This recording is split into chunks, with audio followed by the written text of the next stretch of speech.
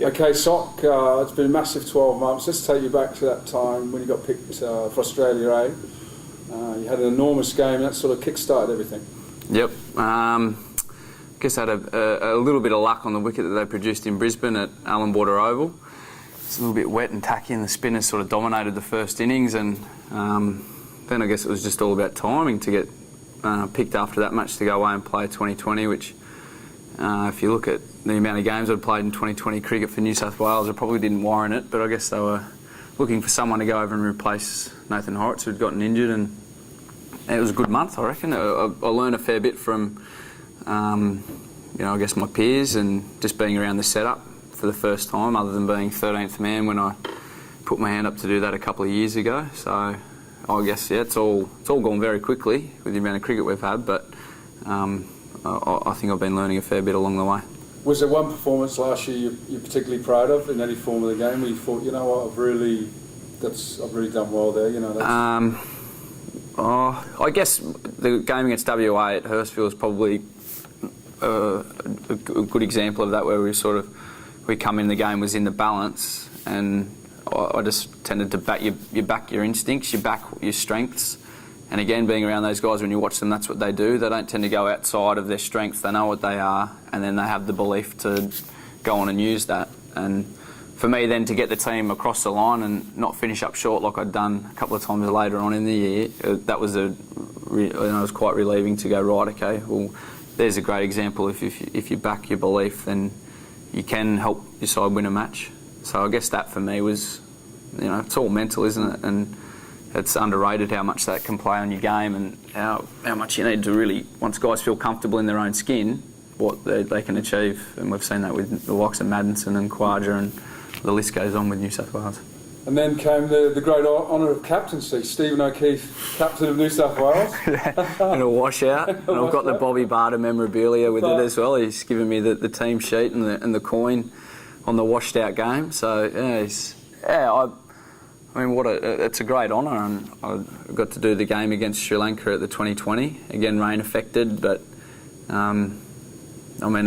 all gone that fast that, if you'd asked me 2 years ago if I'd be captaining a game against an international side, it just wasn't even in the forefront of my mind at all. But I can't really describe it. You walk out there with your peers and the guys that you've played a lot of cricket with, and go out and flip the coin with Jay Wardner, who's a guy that I hugely respect.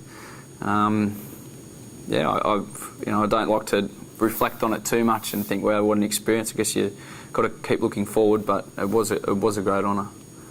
And when you toured with the Aussie boys overseas, just what's it like when you go in that setup?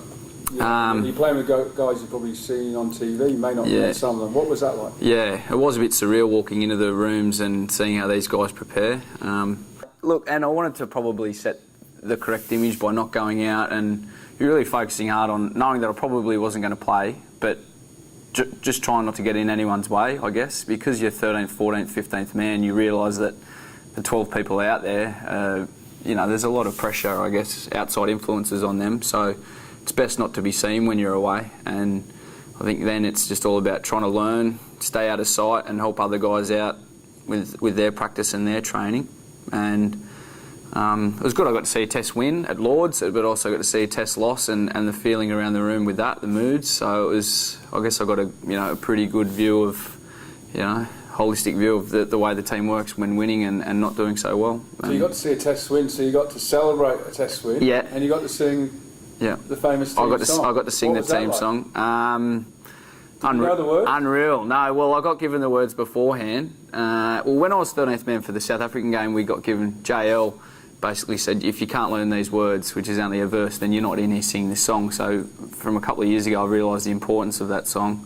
And Mike Hussey leads it, and he's a very, very passionate man, and made me feel really welcome in that side when we sung that song. Obviously not playing, but still to be there, a part of the group, and to see how much it means just to have a one Test win. It makes sort of the hair stand up on the back of your neck. I think it was Usman or someone said that, that great scribe, Usman Khawaja, he said, you know, when you're with these guys, you actually realise that they're not that different to you. Yeah. You know, but what they're doing is they're able to perform on that stage. I think that's the biggest benefit you get from that is it then makes it real, I guess. You go into that and you tend to put it up on a pedestal that these 12 guys are, you know, bulletproof and whatever. When you go around, exactly as, you know, Uzi, the great philosopher, says, that, you know, that they are just like us, and when you get them off the field on the bus, you know, guys are joking around, larrikins, or, you know, there's guys who prefer certain seats on the bus and play the guitar, and it just, I guess it just humanises them, that you can go back and think, right, well, these guys aren't too much different, I guess, as he says. And being around, I think, helps. And the guys that do get the tours and don't play, I still think there's a benefit for those guys. Like Uzi, he had that benefit of that tour and then comes out and steps out into Sydney, and right from ball one, he's ready to go, and I think that played a huge part.